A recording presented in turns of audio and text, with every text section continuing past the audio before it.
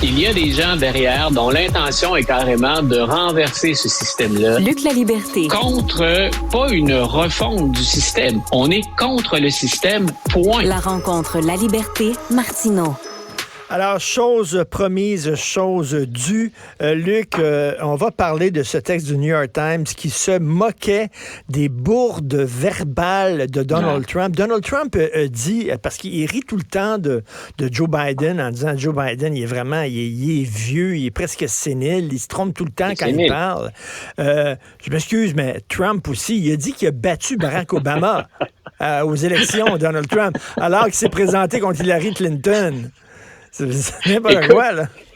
Écoute, on peut s'amuser un peu, puis on récupère ça après. Je veux quand même qu'on prenne la peine de parler des problèmes de perception ou de comment une machine peut soit s'emballer ou être réutilisée pour servir une cause. Mais dans un premier temps, comme pour appuyer ce que le New York Times a fait, il y a Jean-François avec qui on collabore tous les deux, qui nous a préparé un montage de deux grosses bourdes qu'a récupérées et qu'a fait Donald Trump pendant un discours récent. Là, on parle de la fin de semaine. Donc, écoute, je t'invite à écouter ça avec moi, puis on y revient ensemble ensuite. OK.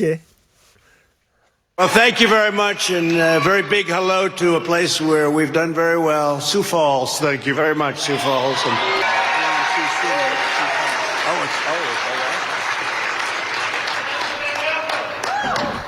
So, Sioux City, let me ask you. You know, I was very honored as a man.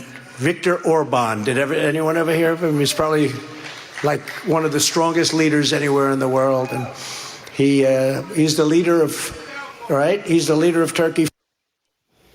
Notable. Dans un premier temps, Richard, il est dans une ville à prononcer un discours, et c'est pas la première fois où il donne l'impression. Soyons honnêtes, ça peut arriver à plusieurs politiciens en campagne électorale. On peut faire plusieurs arrêts, plusieurs villes dans une journée. C'est étourdissant. Mais habituellement, il y a quelqu'un qui nous prépare au moins pour qu'on nomme la bonne ville et les bonnes personnes qu'on risque d'identifier. Dans ce cas-ci, donc, il se trompe entre Sioux Cities et Sioux Falls. Donc, il y en a une qui est en Iowa, là où il était, puis là où il tente, bien sûr. Il est devant en passant dans les sondages en Iowa. C'est le premier rendez-vous électoral pour les primaires. Donc, pendant qu'il nomme la mauvaise ville, à de nombreuses occasions, parce que là, on a fait un montage, on a coupé un peu, il y a quelqu'un qui se lève en plein discours et qui va lui dire, M. Trump, c'est pas le bon nom de ville. Alors, il s'éloigne du micro, il revient, puis là, comme si de rien n'était, il nomme la bonne ville, il tente de récupérer la balle au bon. Et dans l'autre, nous, dans le montage, on a collé les deux moments, mais ça arrivait un peu plus tard dans le même discours qui était ponctué de beaucoup plus d'exemples que ça. Il parle de Viktor Orban. Viktor Orban, c'est la Hongrie. Lui dit, vous le connaissez, Viktor Orban, vous en avez entendu parler. Voilà, c'est lui qui gère la Turquie. Donc, c'est un ancien président américain. C'est le plus important diplomate américain. Il se trompe avec Erdogan. Voilà. Et bon, écoute, ces jours-ci, à écouter les déclarations d'Erdogan, peut-être qu'il y en a qui le confondent avec Viktor Orban à l'occasion, mais c'était pas l'intention de Donald Trump. Et ce que je voulais dire avec ça, c'est fou comment, à ce chapitre-là, Donald Trump l'a facile. Il a déjà trébuché en grimpant sur une estrade pour aller prononcer un discours. Je ne compte plus le nombre de fois où il a déformé un mot, où il vient la bouche tout croche pour essayer de dire quelque chose, ça sort tout de travers, ou qu'encore, carrément, il s'adresse aux gens devant lui et il n'identifie pas les bonnes personnes. Il a même déjà, dans des discours, c'est arrivé une fois à Joe Biden aussi, nommé des gens qui étaient décédés. Sans compter le nombre de fois où, dans ses connaissances historiques, de l'histoire, dans ses connaissances de l'histoire américaine, il a montré qu'il en connaissait peu, en citant le nom de gens qui sont décédés depuis longtemps, mais en y référant comme s'il venait de les croiser la veille.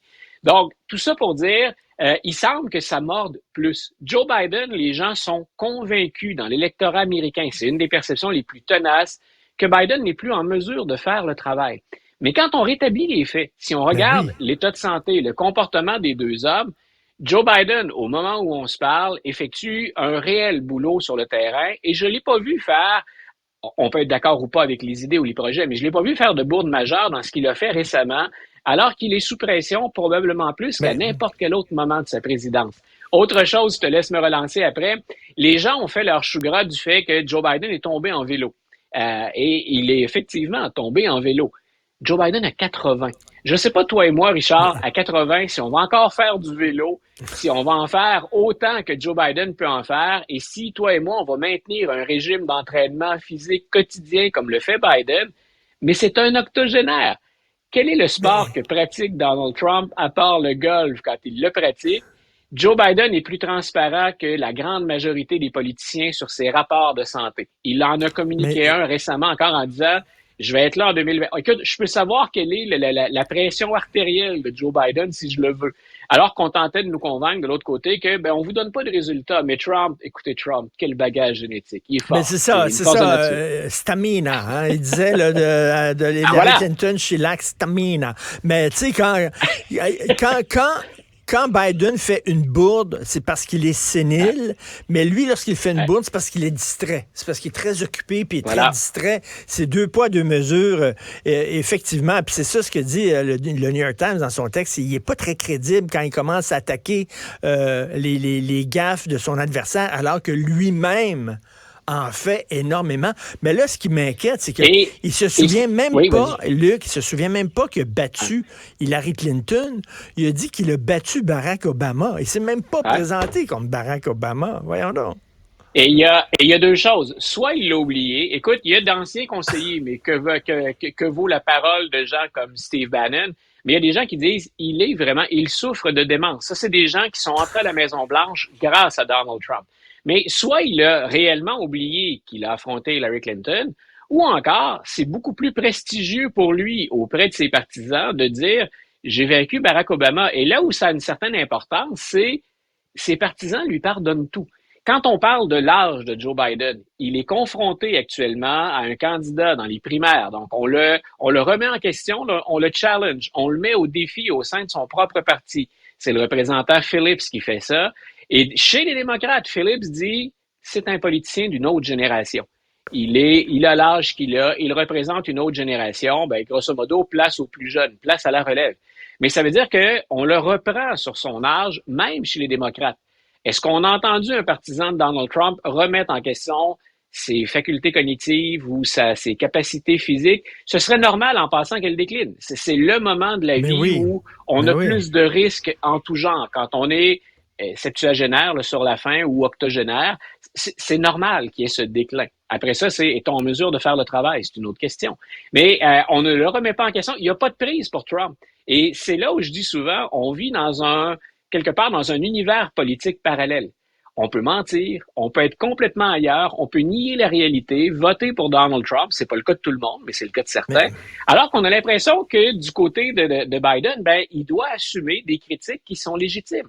Moi, je pense qu'il doit rassurer les gens. Quand on est à 60-68% d'Américains qui disent est-ce que ce serait pas le temps de passer le relais, M. Biden? Est-ce que vous aurez encore l'énergie à 86 ans, l'âge auquel vous serez rendu à la fin de votre deuxième mandat?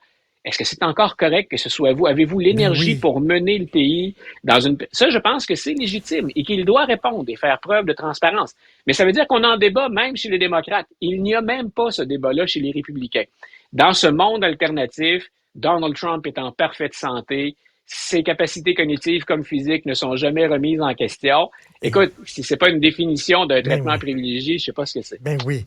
Et écoute, rapidement, on voit en France, et ça m'inquiète énormément, cette resurgence de l'antisémitisme. J'entendais une femme qui a connu les camps de la mort et qui pleurait parce qu'on commence à taguer mettre des étoiles de David sur des maisons où vivent des Juifs, ça me donne froid dans le dos. Est-ce qu'on voit ça aux États-Unis? Toi qui es un observateur de la société américaine, est-ce qu'on voit cette montée? Parce que c'est une chose de critiquer Israël, de critiquer le gouvernement d'Israël, bien sûr, bien sûr. Mais là, quand ça commence à être de l'antisémitisme, c'est pas la même chose. Écoute, on l'a vu à 2 reprises, mais entre guillemets, dans chaque camp, face à chaque position. Mais ce que les autorités nous confirment, c'est que l'antisémitisme, les manifestations d'antisémitisme aux États-Unis grimpent plus vite que les manifestations d'islamophobie. Dans les 2 cas, c'est condamnable. C'est arrivé à l'Université Columbia où des étudiants, ils l'ont planifié parce que Mme Clinton est connue. On a quitté volontairement, on a attendu le début du cours d'Hillary Clinton, puis on est sorti. Donc, on a choisi quelqu'un qu'on a identifié comme une vedette pour dire, on a comme 2 poids, 2 mesures, puis on a l'impression qu'à Columbia, vous pénalisez les gens qui prennent la défense des Palestiniens. Mais à Cornell, on a littéralement, pour la journée de demain, l'université Cornell, qui est aussi dans l'État de New York, on a littéralement suspendu les cours en raison de menaces antisémites. Donc, un étudiant qui fait des menaces et qui menace d'attenter à la vie d'autres gens.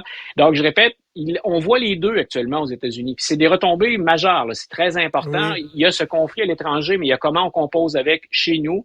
Il y a plus de 2 poids, 2 mesures. Et je répète, entre les deux, il y a de l'islamophobie, et ça fait un certain temps aux États-Unis que ça sévit, mais l'antisémitisme, c'est le crime haineux à caractère racial ou religieux qui est en hausse le plus rapidement actuellement aux États-Unis.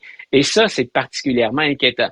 On peut critiquer Israël, on vient de tirer là, en 2 jours sur, on avait beau prétendre qu'on visait des cibles de direction du Hamas, reste qu'on a bombardé des camps de réfugiés.